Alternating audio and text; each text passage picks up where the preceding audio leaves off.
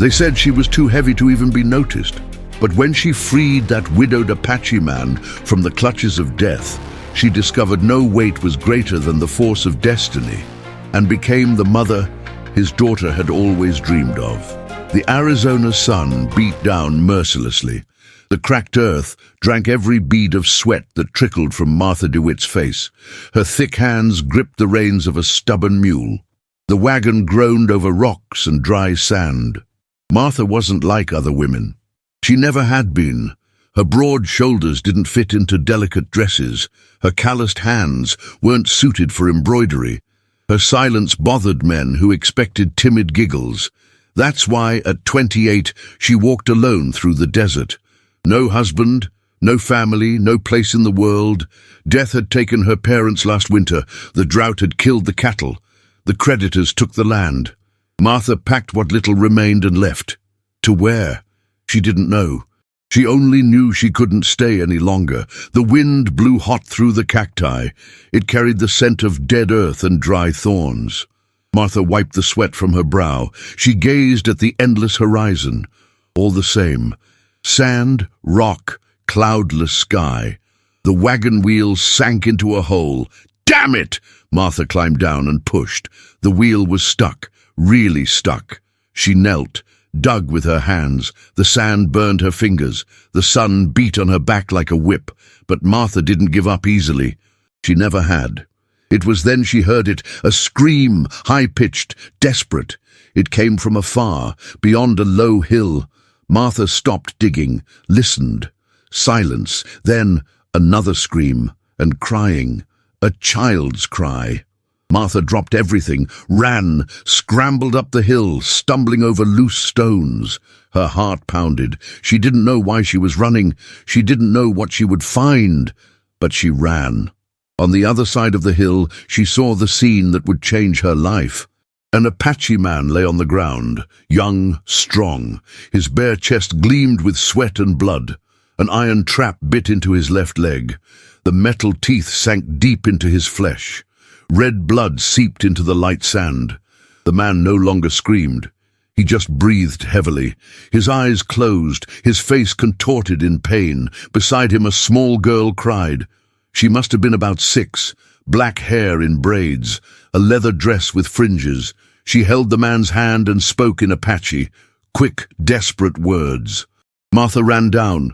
The girl looked at her big, frightened eyes. She started screaming, trying to push Martha away from the man. "No!"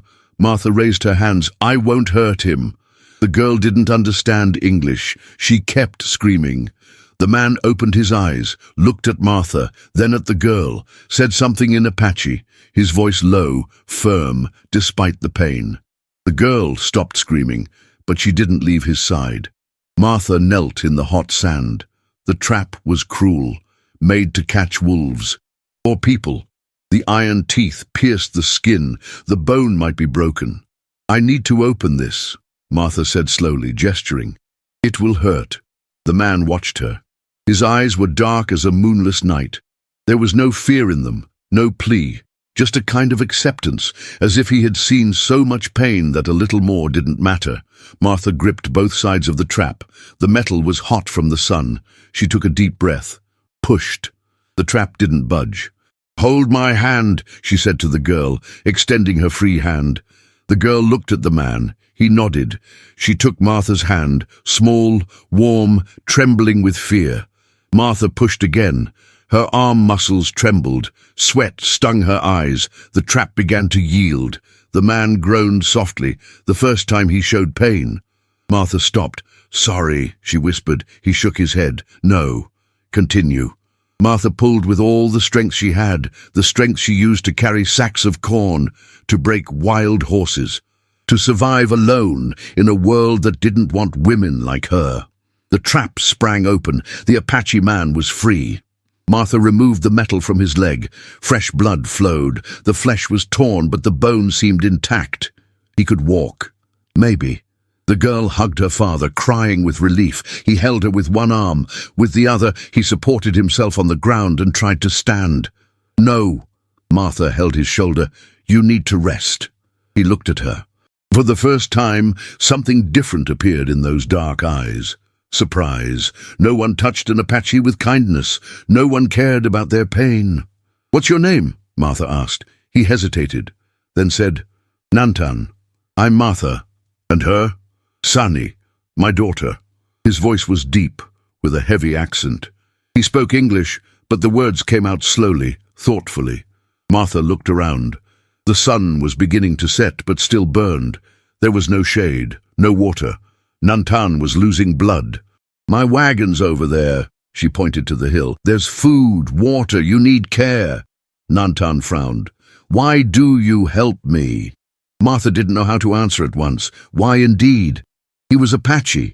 She was a white woman, alone in the desert. Everything she had heard about Apaches spoke of war, violence, death. But looking at him there, wounded, protecting his small daughter, Martha saw only a man, a father, someone who needed help. "Because I can," she finally said. Nantan studied her for a long moment, then nodded. "Let's go." Martha helped him up. He was tall, taller than her, strong, even wounded. He leaned on her shoulder. Sani held Martha's hand on the other side. So, the three walked slowly through the hot sand. A woman rejected by the white world, an Apache warrior fleeing war, a motherless girl, three lost people finding each other in the middle of nowhere. In Martha's wagon, there was little. Lukewarm water in an old canteen, jerky hard as leather, a piece of moldy bread, but Nantan ate without complaint. Sani chewed slowly, her big eyes fixed on Martha. "Where were you going?" Martha asked as she cleaned Nantan's wound with water and a torn cloth. "Far from here," he replied. "Fleeing?" Nantan didn't answer, but the tension in his muscles said everything. Yes, they were fleeing. From whom or what, Martha didn't know, but she knew that look. The look of someone with nowhere to go back to. "Me too," she said softly. Nantan looked at her. This time, his dark eyes seemed to see beyond the surface, to see the woman hiding behind the silence and resignation. "What are you fleeing from, Martha DeWitt?" The question caught her by surprise. No one asked about her life. No one cared. "Everything," she answered, being honest for the first time in years. The sun set as Martha improvised a lean-to with pieces of canvas. Nantan helped as he could, limping but without complaint. Sani collected dry twigs for a small fire. When night came, they sat around the fire. The stars shone above, so many they looked like diamonds scattered on black fabric. The desert cooled quickly after sunset. Martha gave her blanket to Sani. The girl huddled close to her father. Nantan took his own blanket and spread it for Martha. "You don't need to," she said. "You do." His voice brooked no argument. Martha took the blanket. It was soft, made of deerskin. It smelled of smoke and wild herbs. "Thank you," she whispered. Nantan just nodded. They were silent for a while. The fire crackled. Coyotes howled in the distance. The wind whispered through the cacti. "Why were you alone?" Nantan asked suddenly. Martha poked the fire with a stick. "I had no choice. There's always a choice. Not for women like me. Like you." Martha laughed, but without joy. Too big, too strange, too stubborn. Not fit to be anyone's wife. Not fit for anything. Nantan was quiet for a moment. Then he said, "My wife was like that." Martha looked at him surprised. She didn't fit into the white world, nor the Apache world. She was different, strong, brave, like you. What happened to her? Nantan's face darkened. "Soldiers. 3 months ago. We were fleeing to Mexico. They caught us in a narrow pass. She told me to run with Sani. She stayed to protect us. She died." "Yes." The word came out heavy, full of unhealed pain. "I'm sorry," Martha said. "I'm sorry too. For you. For your loneliness." No one had ever pitied Martha's loneliness, not even herself. She felt something strange in her chest, warm, as if something frozen for years was beginning to melt. "You don't need to," she murmured. "I do." Again that voice that brooked no argument. Sani fell asleep leaning against her father. Nantan covered her carefully. His hands were large but gentle, hands that knew how to protect and care. "Does she look like her mother?" Martha asked. "In the face, yes. But in the heart, I don't know yet. Sani is still too young to know who she'll be. She's lucky. She has a father who loves her. And you? Did you have loving parents?" Martha thought. Her parents had been good people, hard-working, honest. But love? Love was something left over after work, survival, worries, and there was never much left over. "They tried," she said, "but I wasn't easy to love." "Nonsense!" The word came out firm, like a slap in Martha's face. "It's true," she insisted. "I've always been—" "You saved my life today," Nantan interrupted her. "You saved my daughter. You shared your food, your water, your blanket. You expected nothing in return. If that's not easy to love, then I don't know what is." Martha was speechless. How long had it been since anyone spoke well of her? How long had it been since anyone saw anything good in her? "You don't know me," she managed to say. "I know enough." The fire was dying. The embers glowed red in the darkness. The cold of the night slowly arrived. "I'll get more firewood," Martha said, standing up. "Martha," she stopped. "Thank you for everything. You don't need to thank me." "I do." She walked among the cacti looking for dry twigs. But in truth, she needed air. She needed space to think. What was she doing? Why had she helped an Apache? Why did she care? And why did his words touch her so deeply? When she returned with her arms full of wood, Nantan was still awake. He was looking at the stars. Sunny slept soundly beside him. "Can't you sleep?" Martha asked, feeding the fire. "I never sleep well, always expecting danger." "What kind of danger?" "Soldiers, scalp hunters, men who kill Apaches for money." Martha sat down again. The horror of those words hit her like a punch. "Scalp hunters? The Mexican government pays for every Apache scalp. Man, woman, child, it doesn't matter. Dead is dead. That's monstrous. It's life." Nantan spoke without emotion, like someone accustomed to cruelty. But Martha saw the hidden pain, the anger, the weariness of always having to fight. "The trap," she began. "It was theirs, hunters. They set several in the area, hoping some Apache would pass through. And you did." "I was distracted, thinking of other things." "Of what?" Nantan looked at her. "How to find a safe place for Sani to grow up. How to protect her from a world that wants us dead. How to be a father and mother at the same time." Martha understood. The responsibility, the burden of caring for someone alone, the feeling that it would never be enough. "It's hard, isn't it?" she said. "Caring for someone alone. You know, I took care of my parents when they got sick. It was intense." "They died?" "Yes. Last winter. First my mother, then my father. 2 weeks later. I think he couldn't bear to be without her." "And you were left alone?" "Yes." They looked at each other across the flames, two survivors, two people who knew the pain of losing loved ones, of carrying burdens too heavy, of having nowhere to belong. "Martha," Nantan said slowly, "why did you help me?"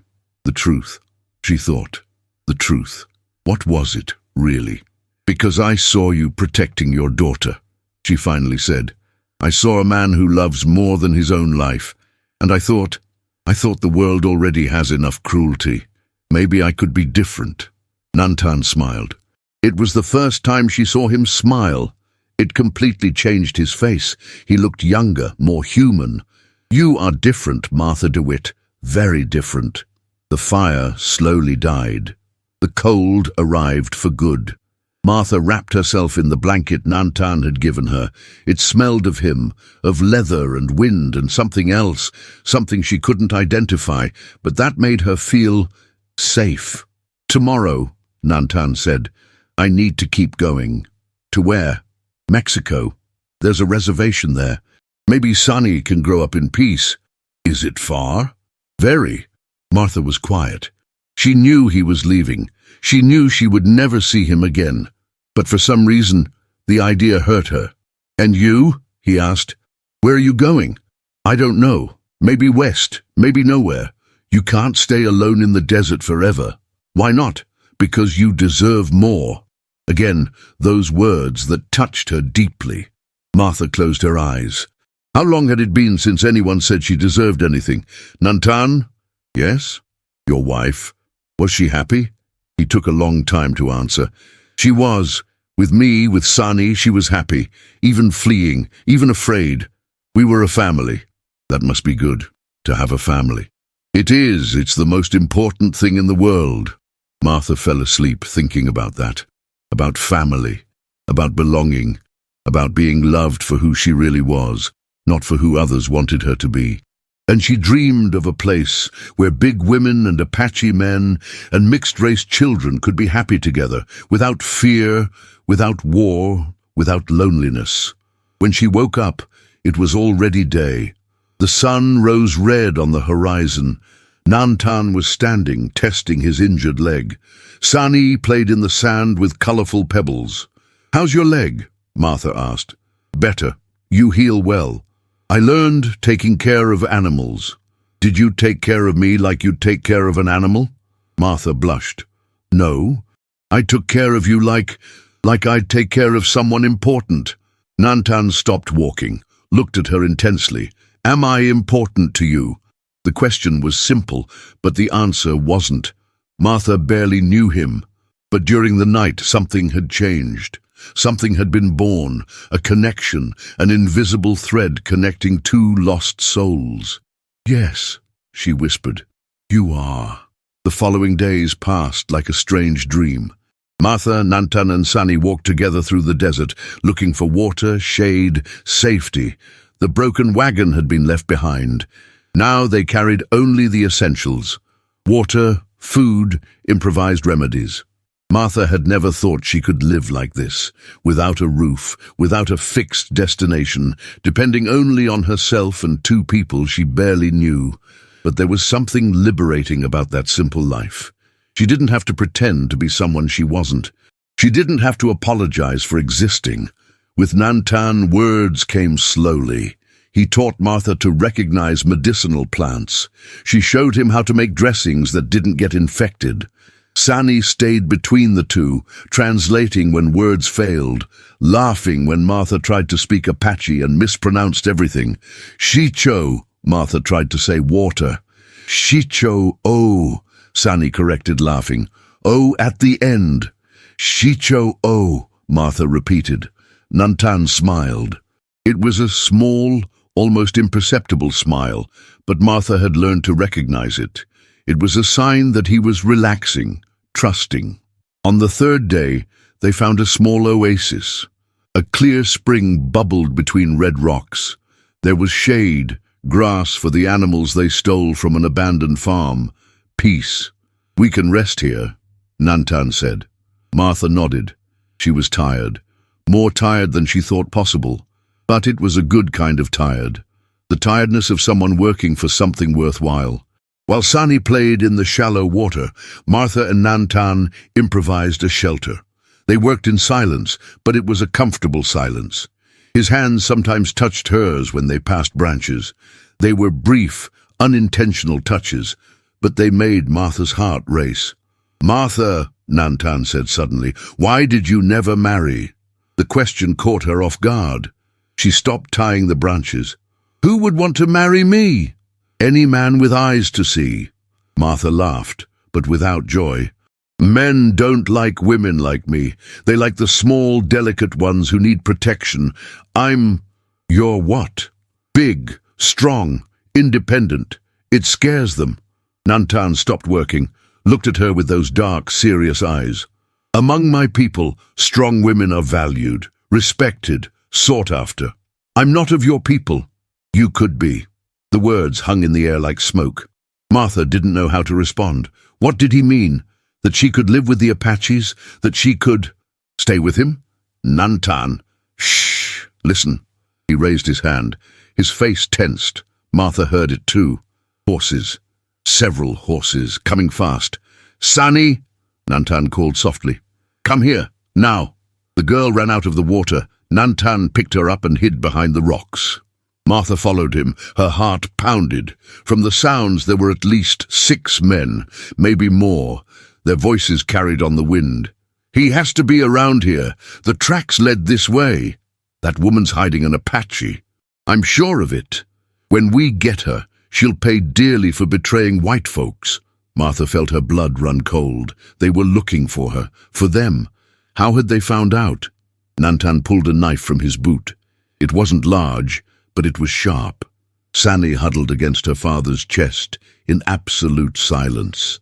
Apache children learned early to be quiet when there was danger.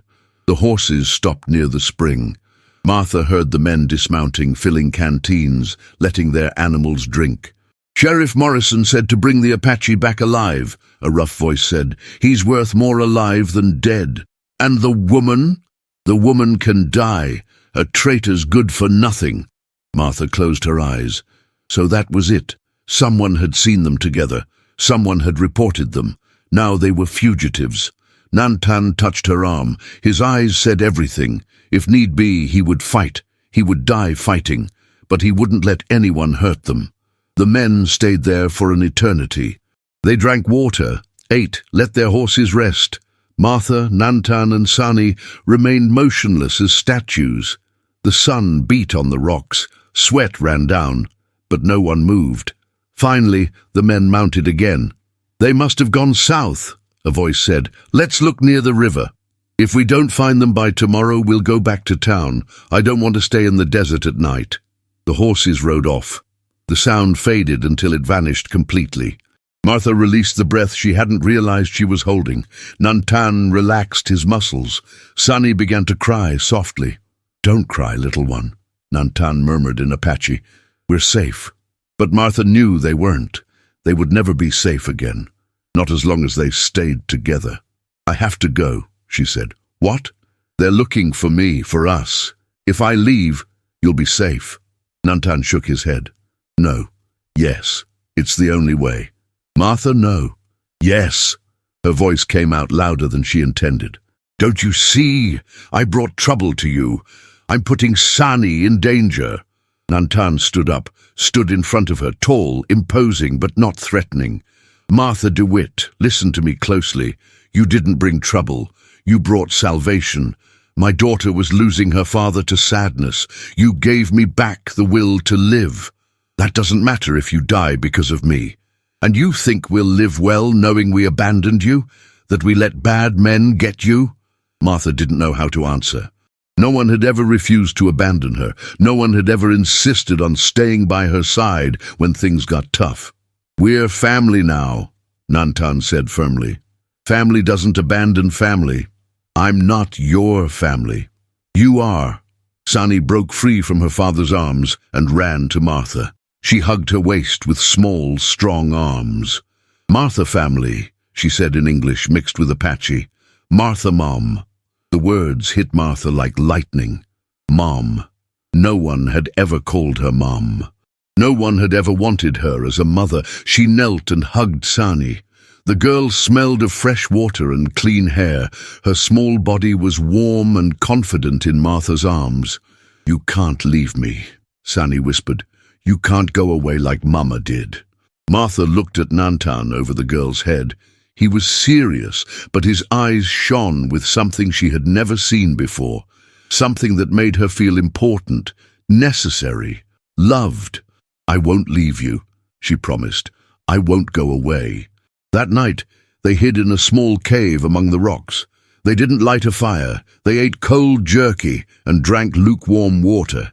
Sani slept between Martha and Nantan, one small hand holding each. "She lost her mother too soon," Nantan said softly. "She was starting to forget what it's like to have a mother. You gave that back to her. I don't know how to be a mother. No one does. You learn by doing." Martha looked at Sani sleeping. Her dark eyelashes cast delicate shadows on her cheeks. She seemed so small, so fragile. How could she protect a child? How could she be responsible for a life? "I'm scared," she confessed. "Of what?" "Of not being enough, of failing her, of not knowing how to love properly." Nantan was quiet for a moment. Then he said, "When Sani was born, I was scared too. My wife would laugh at me, said I held the girl like she would break. It took me months to learn how to change diapers without making her cry. But you knew what to do. You were her real parents. And you think love has to do with blood, with who fathered the child, Martha thought. I don't know. Love has to do with care, with presence, with choosing to stay when it would be easier to leave. You chose to stay, Martha. That makes you a mother as much as any woman who gave birth. Nantan's words touched a deep place in Martha's heart, a place that had always hurt, always felt empty, the place that longed to belong, to be needed, to be loved. And you, she asked, are you okay with this, with a white woman taking care of your daughter? Nantan turned to look at her in the dark. Martha, my wife was half Mexican, half Apache. I myself have Mexican blood from my grandmother's side. Sani is already mixed. What matters isn't skin color, it's what's in the heart. And what's in my heart? Kindness, courage, love. Martha felt tears burn her eyes. No one had ever seen kindness in her. They only saw flaws, inadequacies, reasons to reject her. Nantan, yes, thank you for letting me stay, for giving me a family. Thank you, too, for giving us a mother, for giving me hope. They looked at each other in the dark of the cave. There was something new between them, something that went beyond gratitude, beyond convenience, beyond mutual need. It was connection. It was trust. It was the beginning of something neither dared to name yet. Sleep, Nantan said softly. Tomorrow we have to move again. Where to? I don't know yet, but we'll figure it out together. Martha closed her eyes. For the first time in a long time, she wasn't afraid of tomorrow. Not because she knew what would happen, but because she knew she wouldn't be alone. The following days were a constant flight. They changed locations every night. They avoided known trails. They drank water from puddles, ate roots, slept under the open sky. Martha learned things she never imagined she'd need to know. How to erase footprints, how to recognize the sound of horses from afar, how to make Sani stay quiet when there was danger. But she also learned other things, how Nantan liked his coffee strong in the morning, how he sang softly to Sani to put her to sleep, how his eyes grew tender when he looked at the two women who were now his family. And Nantan learned about Martha, how brave she was when she needed to protect Sani. How gentle her hands were when she cared for wounds, how she genuinely smiled for the first time in her life when the girl called her mama. One hot afternoon, they stopped near a creek to drink water. Sani played with colorful pebbles. Martha washed their torn clothes. Nantan checked the horse tracks, always alert. Martha, he said suddenly, I need to tell you something. Something in his tone scared her. She stopped washing and looked at him. What? The men pursuing us? I know them. What do you mean? Nantan took a deep breath. Their leader is Sheriff Jake Morrison. He was there when they killed my wife. Martha's stomach dropped. He was there? He was, leading the soldiers. He gave the order. My God. Martha, he won't stop. Not until he catches me or kills me. And now that you're with me, he'll want you too. Martha understood. The situation was worse than she'd imagined. These weren't just random bounty hunters. It was a personal vendetta. Why didn't you tell me before? Because I knew you'd want to leave. I wanted to protect you. And now you need to know the truth. You need to choose with full knowledge. Martha looked at Sani playing in the water, innocent, happy, trusting that the adults would protect her. Then she looked at Nantan, the man who had given her family dignity, love. I've already chosen, she said. Martha, I've already chosen Nantan, days ago, when Sani called me Mama. When you said I had kindness in my heart, I've already chosen. It could mean death for all of us. It could also mean life, real life, for the first time. Nantan moved closer to her, so close that Martha could feel the warmth of his body, the scent of leather and sun and man. Are you sure? Absolutely. He raised his hand and touched her face. A soft touch, almost reverent, as if she were precious, as if she were loved. Martha DeWitt, he said softly, you are the bravest woman I've ever known. I'm not brave. I'm terrified. Courage isn't not having fear. It's having fear and doing what's right anyway. Martha closed her eyes and leaned into his touch. How long had it been since anyone touched her with tenderness? How long had it been since anyone made her feel beautiful? Nantan, yes? What's happening between us? He didn't answer right away, but he didn't take his hand from her face. I don't know, he finally said. I know that when you're near, my heart beats differently. I know that when I think of losing you, I feel a pain I can't explain. Me too. Is it too soon to feel this? Martha opened her eyes and looked at him. Serious face, dark eyes full of doubt and hope. Maybe, she said, but maybe we don't have time to go slow. It was true. They were fugitives. Each day could be their last. Each moment could be stolen. Martha, Nantan said, moving closer. May I? She knew what he was asking, and she knew the answer. Yes. He kissed her slowly, softly, a kiss that spoke of respect, of care, of something precious being discovered. Martha had never been kissed like this, as if she were desired, as if she were loved. When they separated, Sani was standing at the edge of the water, looking at them with big, curious eyes. Papa kiss Martha? She asked. Nantan blushed. Martha laughed. Yes, little one, she said. Papa kissed Martha. Does that mean we're real family now? Martha and Nantan looked at each other, a child's question, simple and direct, but it touched the heart of the matter. Yes, Nantan said, we're real family. Sani cried out with joy and ran to hug them both.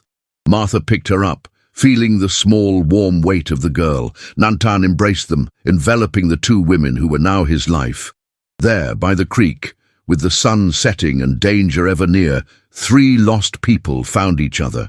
An unlikely family, born of necessity, cemented by love, strengthened by the mutual choice to stay together. But Martha knew the easy days were ending. Jake Morrison was getting closer, and when he arrived, she would have to be stronger than she had ever been. She would have to fight not only for her own life, but for the life of the family she had finally found. For Nantan, for Sani, for them, she would be brave, even if it killed her. 3 weeks later, the pursuit caught up with them.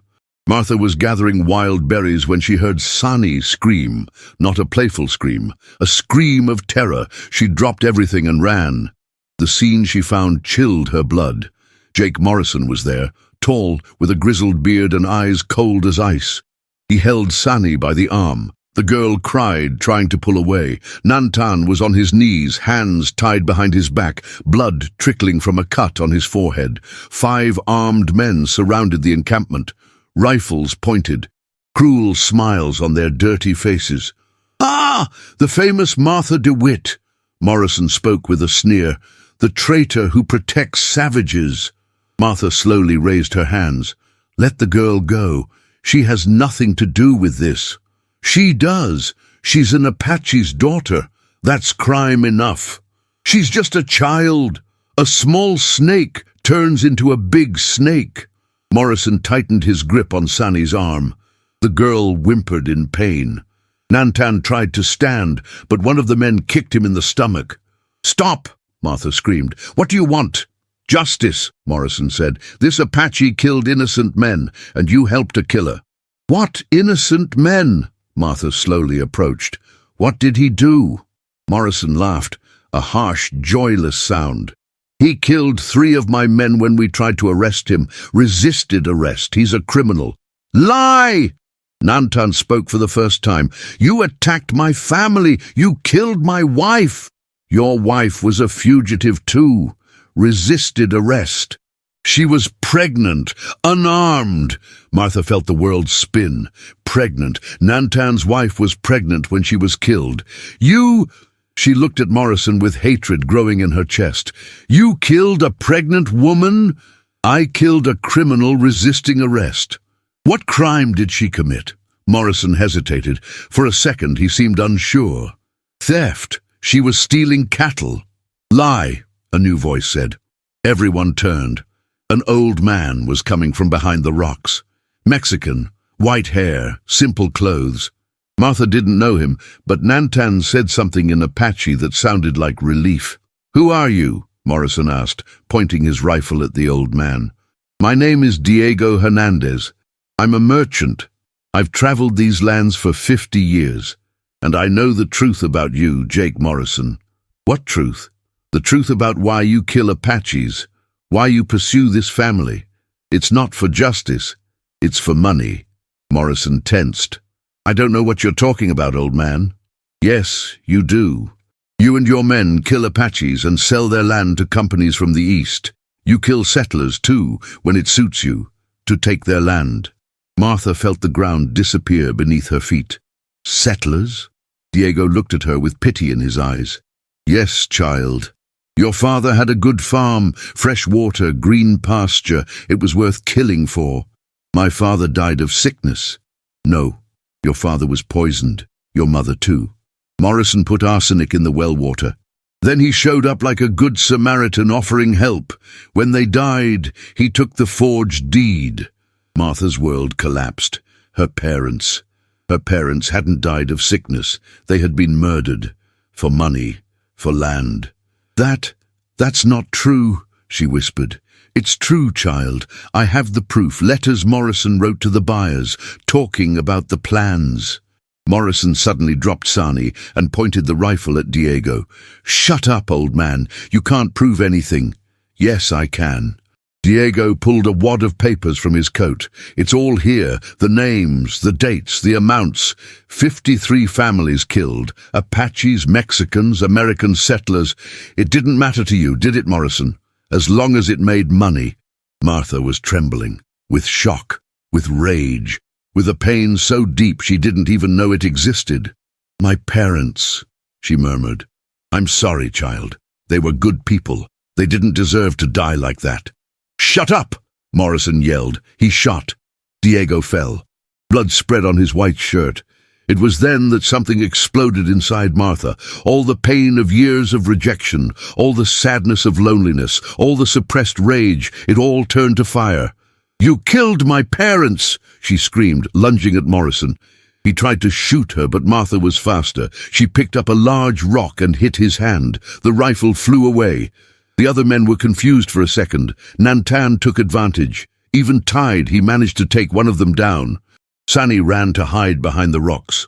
Martha and Morrison fought on the ground. He was stronger, but she was possessed by fury. She punched, scratched, bit. She fought like a wild animal. "You stole my life!" she screamed, hitting him. "You stole my family! You stole everything!" Morrison managed to push her away. He got up, staggering, pulled a knife. "I'll finish what I started," he growled. "I'll kill you like I killed your parents." Martha got up too. She had no weapon. She had nothing but rage and love for the family she had found. Morrison advanced with the knife. Martha dodged. He advanced again. This time she wasn't fast enough. The blade ripped her blouse, cut her arm. "Martha!" Nantan yelled. He had freed himself from the ropes. He was running to help her, but he was too far. Morrison smiled, raised the knife for the final blow. That's when Sani appeared. The small girl came out from behind the rocks, holding one of the weapons the men had dropped. It was too heavy for her, but she managed to point it. "Don't hurt Martha," she screamed in English mixed with Apache. Morrison laughed. "Stupid girl. You don't even know how to use that." He was right. Sani didn't know how to use the weapon. But her courage gave Martha the time she needed. Martha picked up another rock, bigger this time, heavy as a hammer. "This is for my parents," she said, hitting Morrison's head with all her might. He fell like a sack of potatoes and didn't get up again. The other men, seeing their leader dead, fled. They mounted their horses and disappeared into the desert, leaving clouds of dust behind. Martha fell to her knees. She was bleeding. She was trembling.